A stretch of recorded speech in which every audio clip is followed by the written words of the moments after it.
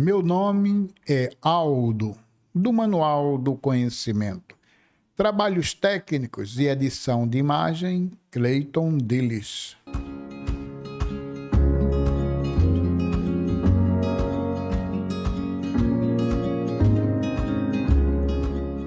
Hoje nós vamos falar sobre a Casa Doutor Pernambuco. Pessoas antigas falavam que ficava situada no Jardim Brasil Fosforita, que desmancharam quando a fosforita começou a funcionar, escavaram tudo. E ali se tornou-se um lugar, podemos até dizer, destruído. Quando foram fazer a Vila do Jardim Brasil, ela foi totalmente esquecida. E algumas pessoas falam que ainda há ruínas no lugar. Na época, ninguém poderia entrar. Ela tinha vigia, não era permitido. Depois veio o poço da fosforita, onde morriam muitas pessoas, e ali tinha um lugar chamado Barreira do Inferno, porque muitas vidas foram perdidas ali. Dentro daquele poço imenso, profundo, pegajoso, cheio de fosfato, uma caterpillar, um tipo de trator que cavava o fosfato, ele desceu com a chuva, estava estacionado ali, e bateu dentro do poço e acharam melhor deixar lá, porque era muito profundo. Não tiraram mais. Eu tomei muito banho ali naquele poço e vi muitas vidas se perderem. Os mergulhadores do bombeiro, quando vinham para tirar aqueles que morreram ali, porque eles desciam, mas não subiam mais. O bombeiro, com a sua experiência, eles iam com um barco para o meio daquele poço e ali eles ficavam procurando, mergulhavam, mas o fosfato era imenso, só dava para depois de dias os corpos subiam, né? Às vezes encontravam e às vezes não. Muitos ficavam ali agarrados naquela lama de fosfato pegajosa e ali suas vidas eram ceifadas. Os bombeiros, eles desciam com equipamento de mergulhos e com corda. Uma corda era amarrada no próprio bombeiro, naquele cinto que eles tinham. E o outro laço era, caso encontrasse o cadáver, o laçavam e os outros puxavam. Aquele poço deixou de produzir, porque as águas das chuvas fizeram com que ele se tornasse maior e mais perigoso. Muitos iam lavar seus carros ali, porém, muitos carros também desceram de poço abaixo, porque era um fosfato pegajoso e deslizante. Outras pessoas começaram a colocar jacarés dentro daquele poço, e até hoje ainda tem jacarés. O poço hoje está coberto daquelas plantas chamada baronesa. Depois surgiu os caçadores de jacarés. Muitos caçadores iam para ali. Também haviam caçadores de pássaros, de aves, e os que trabalhavam na pesca e no manguezal. O manguezal foi muito prejudicado com o poço da fosforita. Foi a primeira vez na história que surgiu o caranguejo de leite. Muitas pessoas hoje não sabem o que é o caranguejo de leite. O caranguejo de leite era um caranguejo contaminado. As pessoas, quando pegavam esse caranguejo, quebravam uma das patas dele na parte da unha. Se saísse leite, um caldo feito leite, não coma.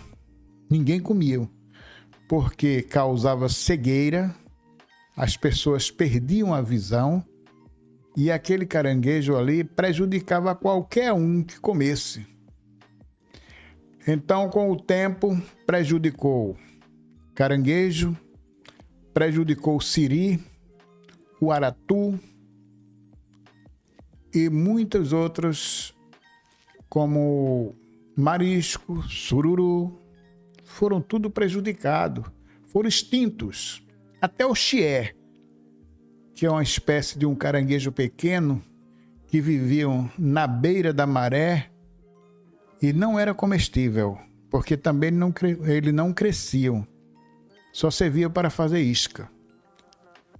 Fui prejudicado. A maré acabou. O pântano de Olinda também foi contaminado. A casa do doutor Pernambuco foi esquecida. Surgiu a vila de Jardim Brasil. O Jardim Brasil foi uma vila que fizeram ali bem próximo à Fosforita, que até hoje é a campeã de enchente. Quando ouvi dizer vai chover, o Jardim Brasil já está cheio. Porque no local do Jardim Brasil era o pântano de Olinda. Acabou-se tudo que se produzia em Olinda, peixinhos naquela área. Os peixes foram contaminados e destruídos. Surgiu o camurim, um peixe comprido com muita espinha. Mas quando o camurim era do Porto da Fosforita, não era comestível. As pessoas adoeciam e muitas pessoas morriam. Muitas pessoas da antiguidade falavam que quando queriam localizar onde estava o cadáver, pegavam uma cuia de queijo do reino inteira, né? A cuia inteira. Colocava uma vela dentro dela e colocava dentro daquele poço. E a cuia de queijo, com o vento, ia empurrando ela. Aonde ela parasse, ali embaixo estava o cadáver. E muitas pessoas, até mesmo bombeiros daquela época, iam onde estava aquela cuia e encontravam o cadáver, amarrava e puxava. Muito triste essa cena, porque a Fosforita produziu, deu trabalho para muita gente, mas também ela faliu e acabou com muitas famílias que trabalhavam ali e perderam seus empregos. E muitos acidentes, porque o carro que transportava fosfato, os caminhões, eles corriam demais, a pista era de barro batido e a poeira era muito grande. E se a pessoa passasse desapercebido naquela poeira, vinha outro caminhão, o atropelava e matava. E muitas pessoas morreram assim, tanto na Vila Popular, no Jardim Brasil, na Presidente Kennedy, ali por Águazinha, naquela área, Forno da Cal, toda aquela área ali era uma área de muitos acidentes. Porém, depois que a Fosforita faliu, houve outras indústrias que não prosperaram. Vamos falar um pouco da Casa da Pólvora. A Casa da Pólvora hoje ainda tem 2 paredões na Vila Coab 7º, onde aquela área pertence ao Ecobravo, né? Exército Brasileiro. Está lá abandonada, depósito de lixo. Qualquer pessoa pode chegar lá e ver que aquela área, que deveria ser uma área tombada de visitação, está lá como depósito de lixo. Aquela Casa da Pólvora continua até hoje. Porém, ela está desabando e nada de tombamento para ela. A Casa da Pólvora está deteriorando, não foi restaurada, patrimônio não se preocupou com isso e que está sob comando do Exército. Antigamente, ela foi bem situada, porque ela ficava no alto e ao redor era campina. Quem estivesse no alto via toda a campina. Também via a área de mangue. Ninguém poderia se aproximar. Algumas pessoas antigas dizem que ali criavam gado. Se alguém tentasse invadir, soltava o gado e o gado destruía qualquer daqueles homens que viessem para atacar a campina, a Casa da Pólvora. Porque não poderia ter tanto forte, tantas guarnições nos fortes e a pólvora. Tinham que fabricar a pólvora. E fabricavam. Porém, está no esquecimento. É lamentável. Dali nós vamos mais à frente para conhecer a entrada de Olinda. Poucas pessoas sabem que Olinda era dividida de Recife e não tinha nenhum contato com Recife a não ser de barco ou de navio. O navio, quando chegava de mar afora, eles entravam nas mediações da Igreja Católica Santo Amaro das Salinas. Entravam naquela localidade, mas antes deles entrarem, eles observavam de longe a Igreja Santo Amaro das Salinas, o Forte Madame Brauer, em 1631, em honra à mulher do general Teodório Waldersbach. Porém, essa denominação só foi utilizada em documentos holandeses, sendo sempre denominado Forte do Buraco ou Fortaleza do Buraco, por ficar próximo ao lugar chamado Buraco do Santiago, atual Tacaruna. Os documentos do século XVII, a fortaleza é chamada de Forte de Santo Antônio dos Coqueiros. Quando aqueles navios vinham para Pernambuco, eles tinham duas opções. Uma era Recife, a outra Olinda. Eles direcionavam as embarcações da Cruz do Patrão para Santo Amaro das Salinas. A Cruz do Patrão era a entrada para Recife. Na mesma posição, se ele fosse para a direita, eles iam encontrar o Forte do Buraco, Madame Browne.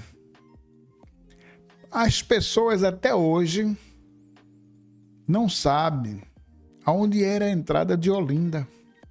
Tem muita gente que não sabe. Os navios chegavam até a Tacaruna. As pessoas não sabem. Depois fizeram a ponte para ligar Olinda e acabou-se. Mas a entrada ficava nas proximidades, atrás da Escola de Aprendiz e Marinheiro. Existe o Forte do Buraco, Forte de Santo Antônio, também chamado Madame Browne, é o mesmo forte. Mas para ir para lá, você tem que pegar uma embarcação nas proximidades, atrás da Escola de Aprendiz e Marinheiro. Ele continua lá. Não reformaram, não ajeitaram, está do mesmo jeito. Ali serve para um andro de pessoas, malfeitores que se escondem ali. É até perigoso ir para ali, viu? Não adianta ir pela Praia del Chifre, porque não vai chegar lá. Por Del Chifre não chega. Você só chega se for de barco a caminho de Recife. Aí você vai passar por lá, porque você passa pelo Canal do Buraco. É uma pena. Patrimônio não se importou, ninguém se importou, ia ser destruído, muitas pedras foram retiradas para fazer a base naval do Recife e o resto estão lá em ruínas. Nós precisamos entender a história de Olinda, compreender. As crianças que estão estudando, crianças olindenses, não sabem. Até mesmo professores não conhecem a história de Olinda. Muitos dos guias turísticos não conhecem a história de Olinda. Conhecem, assim, algumas coisas, mas as coisas importantes de Olinda não conhecem. Os limites de Olinda não conhecem. Olinda hoje é uma cidade dormitório. As pessoas trabalham em Recife ou em outros lugares e só vêm para Olinda para dormir ou época de carnaval para brincar. Olinda ainda continua com seus casarões, casarios. Tem muitos lugares históricos esquecidos, destruídos pelo tempo. É uma pena, porque a nossa cidade não é conhecida nem pelos moradores. Hoje, nós precisamos resgatar a história de Olinda. Eu sozinho não posso fazer. Cabe às autoridades que têm verbas da Unesco, tem a verba da educação, a verba da cultura, mas não usam. É uma pena você chegar numa escola e perguntar para qualquer estudante onde é que fica o Forte Madame Browner, ou Forte do Buraco, ou Forte Santo Antônio. Eles não conhecem. Aonde inicia Olinda, também não conhecem. Olinda hoje, ela é servida por transportes porque aterraram parte de Olinda, mas não eram. Não sou contra o desenvolvimento da cidade. Eu sou a favor da história da cidade. Uma cidade tão bonita, com tanta história, mas tão esquecida. Eu não estou criticando, eu estou lembrando que Olinda, com a Unesco, com a verba que tem, restaurar a história de Olinda. Mas eu não posso fazer nada. Quem pode também não faz. É lamentável. Como eu queria que os guias de turismo de Olinda soubessem contar a história de Olinda. Só sabem dizer que o farol está a 50 metros acima do nível do mar. Se você perguntar para um guia turista, eu quero saber onde é que ficava o primeiro farol de Olinda, não sabem responder. O bonde, até onde chegava o bonde, também não sabem, porque não foi resgatada a história do bonde de Olinda. A Praia del Chifre, algumas pessoas conhecem, mas não sabem a história da Praia del Chifre, porque... E assim a história foi esquecida e cada dia está sendo mais esquecida. Pessoas que estão nos assistindo, ativa o sininho. Ajuda-nos a trazer mais conteúdos. Colabore com o nosso trabalho, assinando e tocando o sininho. Compartilha. Nos ajuda nesse trabalho tão maravilhoso que estamos fazendo.